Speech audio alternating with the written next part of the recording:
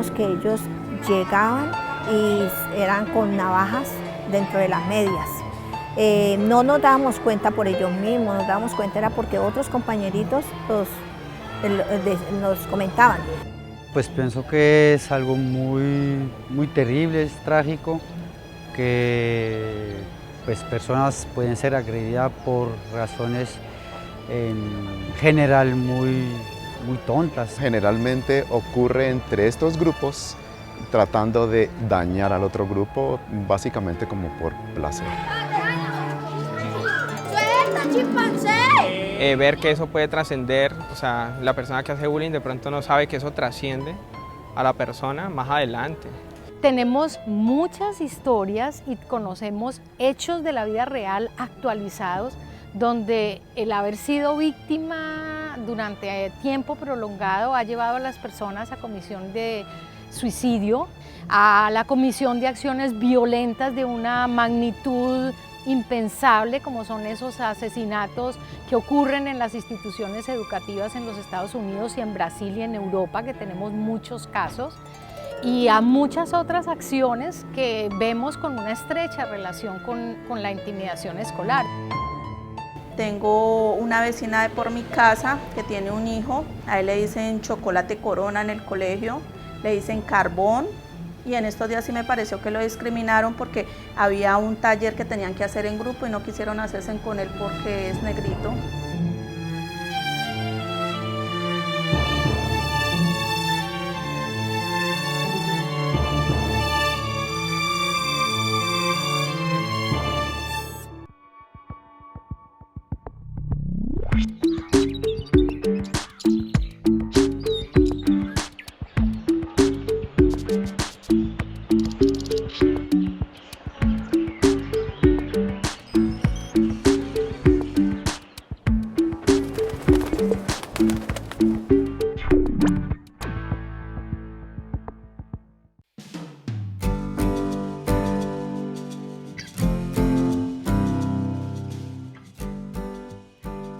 Hicimos una clara diferenciación, por ejemplo, entre acoso o intimidación escolar y cualquier otra forma de agresión, entendiendo que si bien la intimidación o acoso escolar son formas agresivas, de todas maneras la diferencia que conllevan en relación con otras formas agresivas que ocurren al interior de las instituciones educativas es que la intimidación escolar es repetida en el tiempo, tiene una clara intención de causarle malestar a la otra persona, y otra condición muy importante es que en esas acciones intimidatorias hay una situación de abuso de poder por parte de la persona que está intimidando a la otra, es decir, la persona que comete esa agresión repetida e intencional tiene alguna característica que la hace superior a la persona que está siendo intimidada, y esa superioridad puede ser dada principalmente por popularidad obtenida entre los pares o compañeros, pero también otro tipo de condiciones, por ejemplo el más alto, mejor jugador, la persona que definitivamente no es nerda, como está ocurriendo en algunas instituciones. Yo tengo 2 hijas, ellas son gemelas, estudian en una escuela. Y allá sí al principio pues las molestaban mucho, les decían fotocopias o gemelas todo el tiempo. Al principio ya se molestaban, pero ya se fueron como acostumbrando, o sea, ya igual al principio ya sí me decían, mami, ¿por qué a toda hora que fotocopias, que gemelas?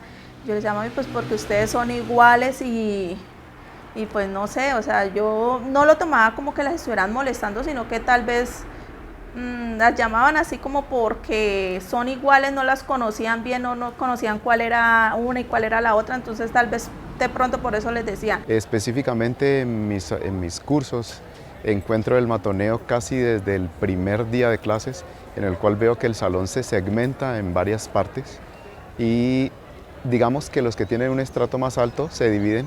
Los que tienen, digamos, un coeficiente intelectual en apariencia más alto que los otros, o los que están peor vestidos, son, digamos, que sesgados a otros sitios, y así se inicia el matoneo. Se tiende a pensar que porque la institución educativa está en un estrato socioeconómico 0-1, entonces hay más conflictos que en una institución educativa que está ubicada en un estrato socioeconómico 3 o 4. Pero la realidad, y de acuerdo a los reportes que nos llegan a diario a la Secretaría de Educación, es que conflictos hay casi todos los días, hay todos los días conflictos y situaciones de agresión física, verbal. Entonces uno podría decir que los conflictos y problemas se presentan en todas las instituciones educativas.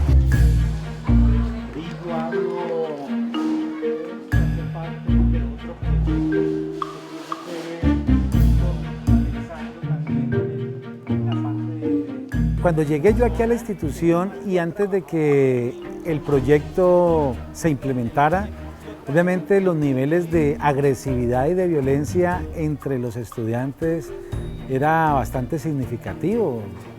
O sea, a diario podíamos encontrar en varios grupos y en los espacios de la institución agresiones físicas, verbales, bullying entre los muchachos. A la coordinación, a mi oficina llegaban a todo momento por parte de los profesores estudiantes que se habían agredido físicamente, que se habían agredido verbalmente. Cuando llegué aquí sí encontré niños muy difíciles para el trato entre ellos, ¿sí? Y difíciles para con la convivencia en la casa.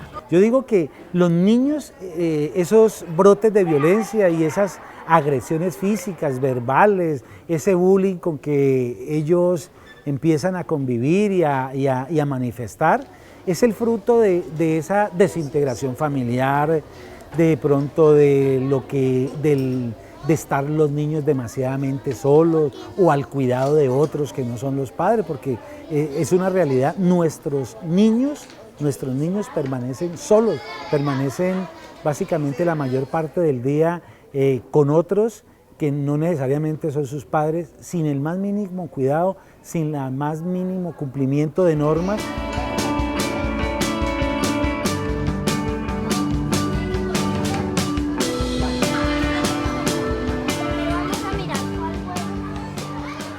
Una de las respuestas, porque son numerosas las causas que contribuyen a la aparición del fenómeno y a su magnitud o su popularidad, tiene que ver, digamos, con las condiciones generalizadas de violencia a nivel mundial. ¿Qué es lo que nosotros vemos cuando encendemos la televisión? O sea, si hacemos un zapping, yo diría que más del 70% de los programas contienen en ese momento alguna escena violenta. Entonces, ese es un hecho generalizado. Y esa exposición permanente a la violencia va produciendo un efecto bastante indeseable que nosotros denominamos psicológicamente la insensibilización a la violencia. Entonces, la insensibilización quiere decir que yo ya no me aterro con los hechos de violencia, o sea, ya como, digamos, como lo normalizaron, como comentaba anteriormente, pues nada, o sea, eso no me produce ninguna emoción o no me mueve afectivamente a decir, uy, no, esto no, es tenaz, es terrible, no debiéramos cometer esas acciones. Hay una compañerita de ellas, como es negrita, le dicen platanito quemado, y a ella sí la conocen así, platanito quemado, y así le dicen que porque ella es negrita. Se puede ir al rincón de lectura en el kiosco con la profesora Dolly. Aquellos que quieran.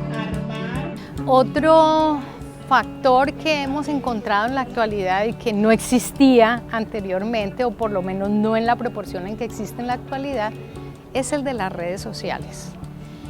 ¿Qué ha pasado con las redes sociales? O sea, fueron diseñadas con unos propósitos extraordinarios de conectarnos con el mundo, de que navegáramos por las autopistas de la información y de la conexión relacional, pero infortunadamente se está haciendo un mal uso de las redes y estamos asistiendo ahora al fenómeno que se ha denominado ciberacoso o ciberbullying y que tiene que ver justamente con el uso de toda la tecnología informática para cometer acciones de intimidación. El hecho de que este problema, que ha estado desde siempre, se ha empezado a visibilizar muchísimo más a partir de los eventos violentos que quedaron infortunadamente con muertes en Estados Unidos y que generó realmente un boom en la investigación alrededor de la intimidación escolar, que mal hablamos en Colombia y le nombramos como matoneo, que es una palabra que realmente no refleja el problema que muchas veces con el caso omiso de los profesores o inclusive de los padres no se le había puesto el debido interés y la debida atención a este problema.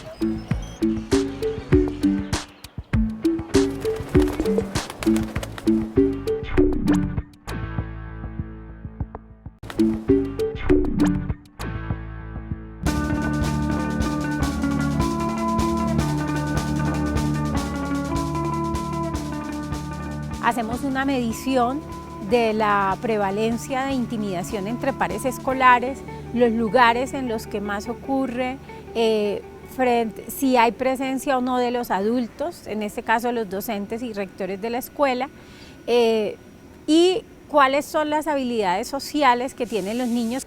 De allí nace toda esta posibilidad del estudio que presentamos a Colciencias con un modelo epidemiológico fuerte. Es un ensayo de prevención aleatorizado que genera evidencia y que puede replicarse. Adicionalmente, hacemos una medición que es básicamente una valoración de los manuales de convivencia, con aras de reconocer cuáles son como los mecanismos que está utilizando la institución educativa para afrontar las situaciones de agresión y de intimidación entre pares. Efectivamente, el actor principal en esas modificaciones, digamos, del tema son los profesores, quienes están con los estudiantes la mayor parte del tiempo. Entonces, ese actor importante juega un papel fundamental en la investigación de la intimidación escolar. La hipótesis de esta investigación es que al fortalecer las habilidades pedagógicas de docentes, se fortalece las habilidades de los estudiantes y se previene y se controla la intimidación escolar. Obviamente los muchachos tienen una cantidad de, contexto de donde ellos vienen, factores asociados a su mismo desarrollo dentro de su proceso biológico de desarrollo y de ir generando situaciones a partir de su aprendizaje, de su interrelación con sus compañeros, de su interrelación con sus papás, y que de una u otra forma pone a algunos muchachos, y casi siempre los que tienen algo diferente, en un contexto más vulnerable al acoso en el ámbito de la escuela. Y justamente fortaleciéndolos a partir de pensarse cómo fortalecer autonomía, autoestima de las y los agresores, cómo fortalecer el manejo de esas emociones, cómo fortalecer los vínculos, cómo fortalecer la toma de perspectiva desde la decisión del otro. La metodología que ellos utilizan es que cuando hay una situación de conflicto, cuando se presenta una agresión, entonces los estudiantes como manera de disminuir la sanción, porque de todas maneras las instituciones educativas tienen un manual de convivencia, entonces como manera de disminuir un poco esa sanción, los estudiantes van a la mesa de diálogo y se sientan las dos partes con dos estudiantes mediadores, elaboran un acta, hace cada uno la exposición de la situación o del conflicto, se llegan a unos acuerdos, se firma el acta, pero también se le hace seguimiento por parte de la rectoría o de los docentes encargados del tema de convivencia. Las estrategias inicialmente en cada sesión y en cada encuentro con las instituciones, con las sedes escolares, los docentes iban haciendo adelantos en esa planeación. Arrancan por definir cuál es la concepción de convivencia que quieren promover desde su PI, desde su estrategia pedagógica y su currículo como tal, y posteriormente entonces cómo fortalecer convivencia, que es una, cómo promover de manera adecuada la resolución de conflictos y cuáles son las acciones pedagógicas para afrontar las situaciones de agresión y de intimidación entre pares.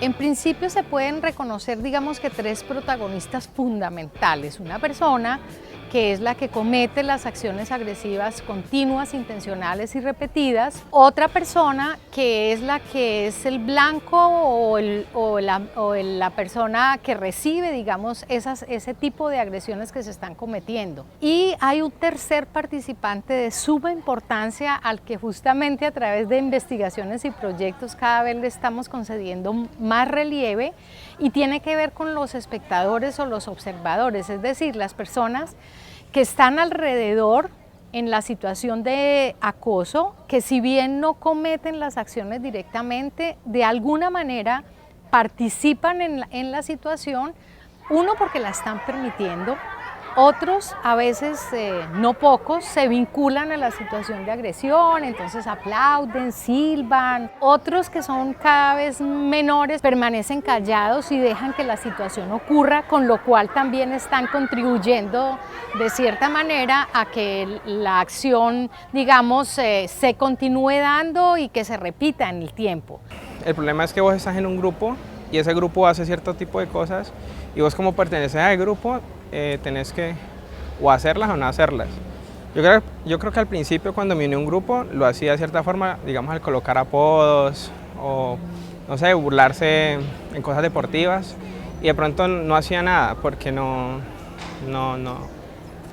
veía que era como una problemática en ese momento. Usualmente lo que hacíamos era llamar a los estudiantes, primero lo hacían los profesores, ¿no? Los llamaban para ver de qué manera concertaban, para remediar. Si los profesores no podían o si se les salía de las manos, pues acudían a mí.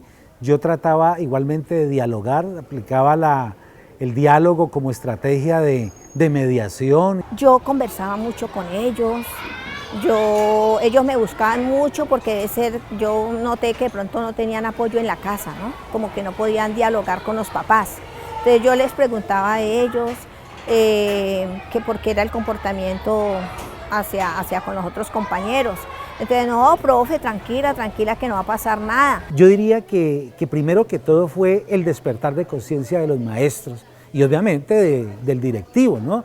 Porque nos permitió conocer herramientas, conocer que no únicamente se puede hablar de sanción no formativa, porque a veces se aplican estrategias o castigos no formativos. Cuando los niños estaban como con esa rabia, nosotros hacíamos actividades ahí en el kiosco y resulta que ellos si tenían la ira y en vez de descargarla con el compañero, ellos metían la cabecita ahí en el agua y ellos cogían y decían todo lo que quisieran. El proyecto lo que permite es empezar a mirar y a reconocer otro tipo de estrategias, otro tipo de metodologías de tipo formativo, donde se puede corregir la violencia, los conflictos, pero formando. En otro rincón teníamos una almohada, un cojín, y resulta que ese cojín lo cogían a puños, y le daban puño y puño, y ya decían, uy, profe, ya no vamos a hacer nada. Pero entonces, eso fue de juego y a la vez de pronto, sí, como que cuando tenían rabia, por ejemplo, que ellos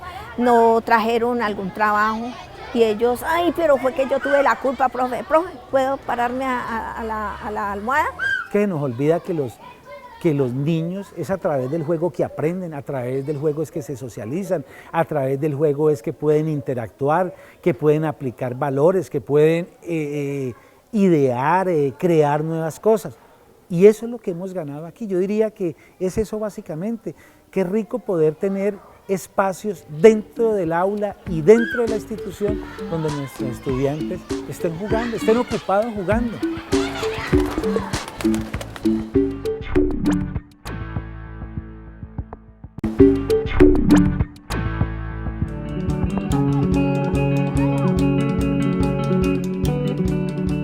Hay que vivir estas situaciones de violación de la integridad personal para forjarse como seres humanos. O sea, estamos diciendo que para forjarnos como seres humanos luchadores, capaces de enfrentar dificultades, tenemos que llegar a situaciones extremas como el maltrato y el abuso, porque el acoso escolar es una forma de abuso. Entonces, inevitablemente la respuesta es no, esto no tiene que ver con el proceso evolutivo y no tenemos que someter a las personas a que vivan situaciones como estas para que seamos capaces de forjar el carácter y de ser personas que nos enfrentemos a las dificultades a lo largo de la vida. Yo creo que los docentes y las escuelas que participaron en la intervención, unos quedaron sensibilizados, otros quedaron convencidos de que no habían cambiado, pero estaban en un proceso de cambio y que se habían dado cuenta de que muchas de las prácticas que estaban llevando no son las más adecuadas, que generan también de alguna manera prácticas de violencia. Hemos visto que ya los estudiantes empiezan a ser más conscientes frente a lo que significa la agresividad, frente a lo que significa el empezar a intimidar al otro. También han sido conscientes de que los conflictos se pueden solucionar de otra manera y son ellos mismos, a través obviamente de estrategias que se han ido implementando. Aquí en la institución las maestras y los maestros han implementado la hora lúdica, la hora recreativa, en espacios que convocan a todos los estudiantes o al interior del aula. Para ellos, como le digo, todo fue un juego, pero a la vez un aprendizaje, ¿sí? Porque ellos y aún lo aplican, ellos lo aplican. Lo que se busca es empoderar, por un lado, a los estudiantes, formarlos como mediadores, como pacificadores en sus instituciones educativas. De hecho, muchos de los estudiantes que han participado en este proceso de formación de mediadores han sido estudiantes que en un momento fueron protagonistas del conflicto y ya ahora son pacificadores en sus instituciones educativas. Entonces, la intención es brindarle herramientas a los estudiantes para que ellos aprendan a mediar y a solucionar sus conflictos. Ellos han tenido una amiga más, una mamá, como me dicen ellos, ¿sí? Que yo he sido la mamá de ella y como le digo, ellos siempre lo buscan a uno se da primero cuenta a veces cosas de ellos que las mismas mamás. ¿Sí? Ellos me tienen mucha confianza, ellos me buscan a contarme lo bueno, lo malo, lo entre ellos. Entonces nunca ha habido un irrespeto de ellos hacia mí, ni mucho menos que yo los irrespete a ellos, ¿sí? Y así ellos han seguido con los demás profesores y siguen siendo y lo han hecho siempre. Desde mi punto de vista sí se puede disminuir la intimidación. Y allí no solamente los profesores son los únicos responsables, sino también los papás, los rectores de los colegios, la voluntad política desde el nivel nacional con algunas políticas de educación, desde los niveles locales a nivel municipal y departamental con las políticas de secretarías de educación. El hecho es detectar tempranamente estas alertas de intimidación, las cuales pueden ser modificables. Y lo que demostró el estudio es que sí se puede. Lo importante es que sí se puede y que ojalá en las normales, donde se crean efectivamente a los profesores y se cultivan a los profesores que tienen que ver con nuestros hijos, con nuestros nietos, desde sus etapas tempranas en todo este proceso del aprendizaje, sean conscientes que ellos son uno de los eslabones más importantes en la interrupción de todo el tema de la intimidación escolar y que efectivamente va a poder generar un cambio a nivel social, porque los niños que son menos víctimas de la intimidación, del acoso entre pares, etcétera, etcétera, van a ser muchachos que van a ser más consolidados socialmente para responderle al futuro del país. Una persona no se puede discriminar por el color de piel porque todos somos iguales.